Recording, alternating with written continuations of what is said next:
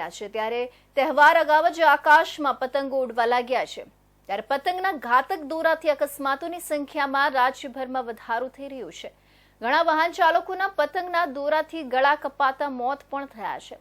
ત્યારે Surat traffic police દ્વારા વાહન ચાલકોને બચાવવા માટે સેફટી ગાર્ડ આપવાની સાથે સાથે માર્ગદર્શન પણ આપવામાં આવ્યું હતું।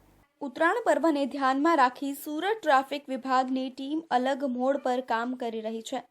સુરત ટ્રાફિક વિભાગની ટીમ દ્વારા વાહન ચાલકોને ગાડીઓ પર તાર બાંધી સેફટી રાખવા જણાવાયું હતું।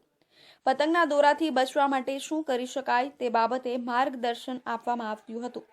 કોઈપણ વાહન ચાલક પોતાના બાળકને આગળ ન બેસાડે તે બાબતે પોલીસે સૂચન કર્યું હતું। સુરત શહેરના પોલીસ કમિશનર શ્રી અનુપમસિંહ ગેહલોત સાહેબનાઓએ ખાસ સૂચના કરેલી કે આગામી દિવસોમાં ઉત્તરાયણનો તહેવાર આવી રહેલો છે અને ઘણી વખત બાઇક ચાલકોને દોરીથી નુકસાન થાય છે અથવા તો ઇન્જરી થાય છે, ગળા કપાવાની પણ ઘટના બને છે।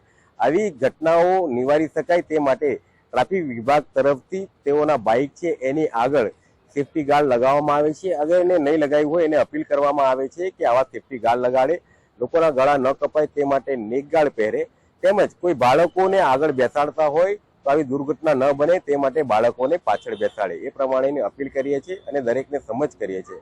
આ પ્રમાણેની કાર્યવાહી અમે છેક ઉત્તરાયણ સુધી આ પ્રમાણે મુહિમ અલગ અલગ પોઈન્ટ પર ચલાવી રહ્યા છીએ। હાલ વાય જંકશન ખાતે તેમજ ગાંધીકુટર ખાતે આ પ્રમાણેનું કાર્યવાહી ચાલુ છે।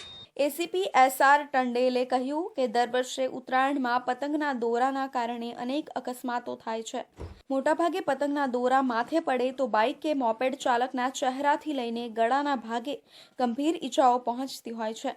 ખાસ કરીને બાળકોને આગળ બેસાડવામાં આવતા હોય છે, તેમને ઈજાઓ પહોંચતી હોય છે, ત્યારે તેમની સુરક્ષા માટે આ ગાર્ડ ખૂબ જ જરૂરી છે।